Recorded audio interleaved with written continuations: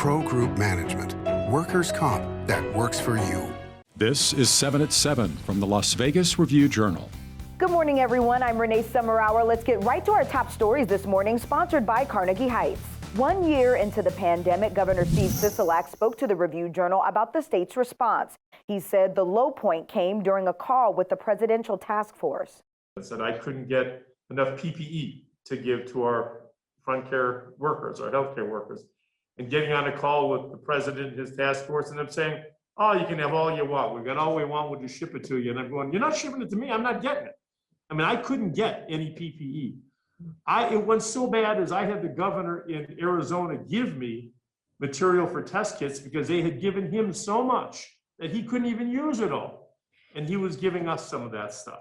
Sisolak also said he hopes kids will be back in school 5 days a week by summer or fall. In other news, a man was fatally shot at an apartment complex east of the Strip on Saturday evening. It happened in the parking lot at a Emerald Suites on Paradise Road. What we have learned at this point is that the victim arrived at the apartment complex and met with another black male who is described as a thin black male in his 20s. They were in the parking lot for a brief amount of time prior to the suspect shooting the victim and killing him. Anyone with information is urged to call Metro PD. Nevadans are optimistic about life after the coronavirus, but they say a full economic recovery is going to take some time. The Nevada poll surveyed 500 likely voters across the state by phone and online from February 26th to March 1st. And 72% say they are optimistic about the outlook for Las Vegas over the next 2 years. Also, about 29% of those surveyed said it would take 1 to 2 years for the local economy to recover from the pandemic, while a quarter said it would take 2 to 3 years. You can read more about the Nevada poll by visiting lvrj.com/polls. A bicyclist died Saturday after being hit by a car in Las Vegas, and the driver was later arrested on suspicion of DUI. Police say the 60-year-old bicyclist was traveling westbound on Tropicana Avenue around 6:28 p.m. when a Dodge Challenger struck the rear of the bicyclist. Now, he later died at University Medical Center. According to police, the car drove away at a high speed. The driver, identified as 34-year-old Tyrell Smith, was arrested on suspicion of DUI and hit and run.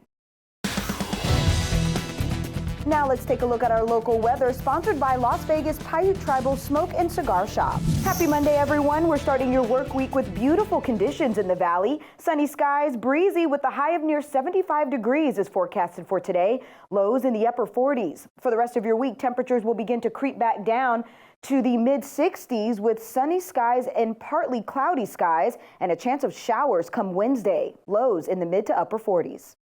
Lots of people are watching 7 at 7 on YouTube. Remember, give us a like and then hit subscribe. In your business news, sponsored by Bank of Nevada, Bank on Accountability, we are learning more about the late Tony Hsieh's longtime friend and assistant who is suing for tens of millions of dollars. The Review-Journal's Jen Ah breaks it down. Jen?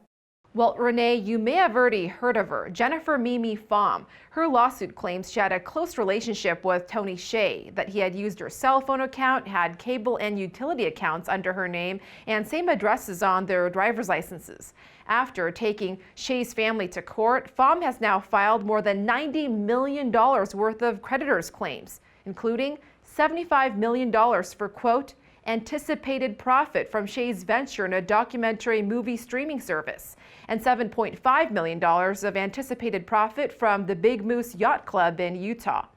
Both sides have declined to comment. Renee? In your health news, sponsored by 4M Dental, Love Your Smile Again, the North Las Vegas VA Medical Center is making sure veterans get their COVID-19 vaccines. Veterans of all ages are eligible to get vaccinated. This location only offers the Pfizer vaccine, but the VA also will offer the Moderna and Johnson & Johnson vaccines at community clinics. Sports, sponsored by Scenic Brewing Company. Good morning, everybody. Leandre Fox here to give you a weekend recap of sports happening in the Las Vegas Valley. Saturday night at the UFC Apex, Jan Blachowicz handed Israel Adesanya his first loss to retain his light heavyweight belt by unanimous decision in the main event of UFC 259. And on Sunday, Kyle Larson led a race-high 103 laps en route to winning the PENNZOIL 400 at the Las Vegas Motor Speedway. Cassie Soto here with your Monday sports betting update. Before Michigan joined Gonzaga and Baylor as the favorites to win the NCAA basketball title, a William Hill bettor in Nevada made a $1,000 wager to win $125,000 on the Wolverines at 125 to 1 odds.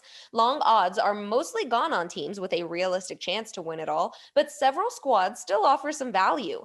Handicappers Paul Stone and Brian Edwards like Arkansas at 70 to 1, and Edwards also likes Oklahoma State at 90 to 1 and West Virginia at 40 to 1. In your entertainment news, sponsored by Las Vegas Motor Speedway, makers and finders are making some sweet additions to their menu. The restaurant will offer a selection of 10 desserts plus dessert cocktails starting April 5th at the location on Main Street in the Arts District and April 12th at the location in downtown Summerlin. The desserts include a chai-infused flan on a warm brownie, rosé-infused tres leches, and tiramisu. Makers and finders will also extend their hours to 11 p.m. weekdays and midnight on weekends, starting in the late spring or early summer. In your lifestyle news, sponsored by Get Healthy Clark County, the Las Vegas weather is warming up, and so is pool season. James SCHAEFFER takes us there. 1 year ago, scenes like this were unthinkable, but we're here today at the Circa Stadium Swim, and I think I'm overdressed. The Las Vegas weather was accommodating to the scene, and guests agreed. And it's sunny.